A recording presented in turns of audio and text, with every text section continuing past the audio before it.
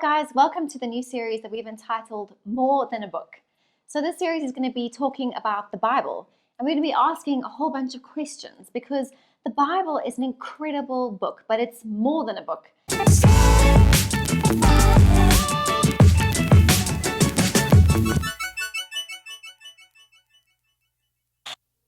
So what's the Bible all about? Well, it's difficult to say because the Bible is not one book. It's actually 66 different books that are all put together. And some of them are history, some of them are prophecy, in other words, foretelling the future and what's going to happen. Some are accounts of Jesus' life, and some are poetry. There's even some really pretty racy poetry in there. How beautiful you are, my darling. Oh, how beautiful. Your eyes behind your veil are doves. Your hair is like a flock of goats descending from the hills of Gilead. Your teeth are like the flock of sheep. What?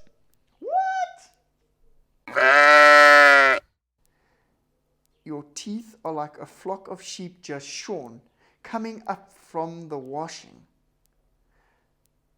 For Solomon being such a wise guy, I don't know if he knew how to hit on a girl. But anyway, I think if you keep reading, it gets a little bit more meaty. But understand that this was raunchy stuff for back in the day. Let's read a little bit further, shall we? Coming up from the washing, each has his twins. Each has its twin. Not one of them is alone. My teeth are alone. Your lips are like a scarlet ribbon. Your mouth is lovely. Your temples behind your veil are like the halves of the pomegranate. Your neck is like the Tower of David, built with sources of stone. On it hang 1,000 shields, all of them shields of warriors. I'm going to let you read the rest, but it does get a little bit raunchy. But the Bible is so full of murder, mystery, this kind of raunchy stuff, and sex scandals, and all sorts of things. It's actually quite interesting and quite exhilarating. From Cain and Abel killing each other to this kind of poetry in Song of Solomon. Guys, trust me, if you get into the Bible, you will be amazed at what kind of stories. Modern day thrillers have got nothing on the Word of God. And so there's lots of different aspects of what the Bible is and what it's all about. But at the end of the day, it's really one story that leads us to Jesus. It's a story that sets up in the Old Testament to the coming of Christ, to this coming of the Messiah that's going to bring about a different way of living and being in the world. So basically, the Bible is a story about Jesus that's full of drama and intrigue and a whole bunch of really human people doing very human things.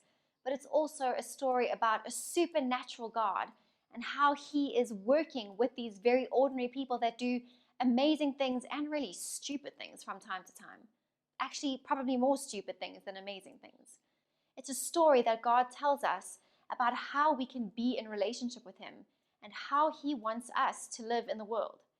And so that's what it's all about, and that's what makes it so amazing.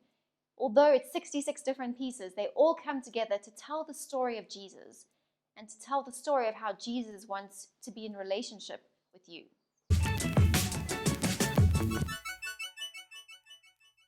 So a lot of people wonder, okay, the Bible's really, really old. So doesn't that mean it's outdated? Well, the answer is no, because the Bible is not a scientific document that's trying to tell us exactly how things work or what we should or shouldn't do specifically. The Bible is all about the fundamental questions of what make us human.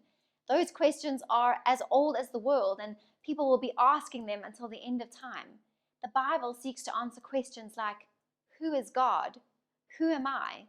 And why am I here? Although the Bible can lead us in specific things, it's not a document that's supposed to tell us exactly how the world was created or what you should do for a living or what you should study. Those are kinds of things we can discover from our relationship with God. But the Bible doesn't set out those specific things. Rather, it answers the big questions of life and faith and purpose. It's kind of like if you think about a cake.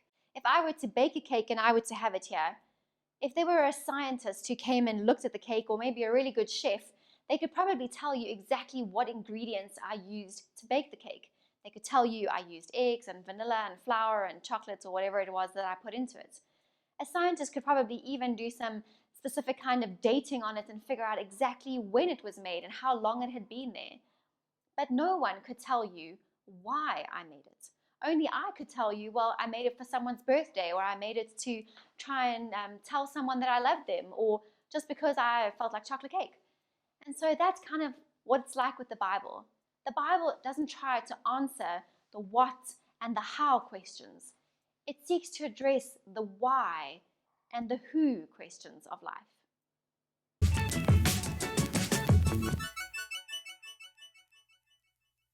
So this is a pretty big question. How do we know that the Bible is true?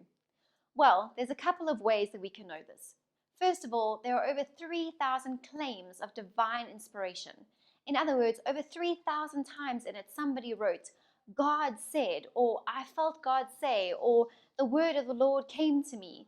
So people in the Bible claimed that they had heard from God. Now, I don't know about you, but I wouldn't just randomly go around saying, God told me to say this, because that's a pretty big claim to make.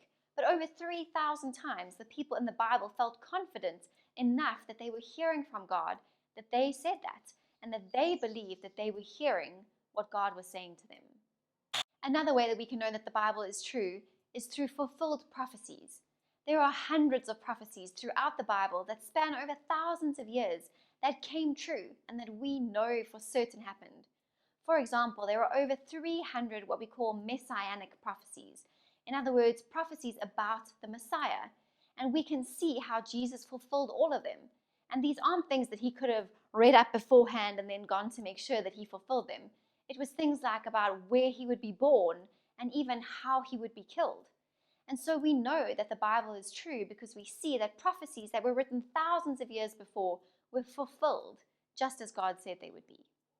We can also see from other sources, other histories that are written by the Egyptians and the Romans and other ancient people also point to the fact that things that the Bible said happened really did happen. Another way we know the Bible is true is because of its structure. Like we said, it's made up of 66 different books, and yet each of these books, although they were written by different people over thousands of years, come together to form a story that has a golden thread running right through it about who God is and what he's like and what he wants us to do with our lives and in the world. And so we know that although these very, very different people wrote at different times and places, it all comes together to form a story that makes sense about who God is. Another way that we check about the accuracy of historical documents, and I know this is getting really like a history lesson, so we'll keep it brief. But the other way that we know this is because there are thousands and thousands of copies of the New Testament, much more than any other ancient documents. The closest that it comes is Homer's Iliad. Maybe you've heard about that. The story of the Odyssey. And so there's like 600 copies of that and over 8,000 copies of the Bible's New Testament. Lastly, we know that the Bible is true because of its impact on people. So many people have been changed and transformed by reading the Bible. People are willing to risk their life for it. And even today, people are still smuggling Bibles into countries and getting them to persecuted Christians. And we know the profound impact it has had on people throughout history. And so it has to have some truth to it if it keeps having such an incredible impact on people throughout all these years and generations. The Bible has been the best-selling book at the top of the bestseller list throughout history and continues to be today.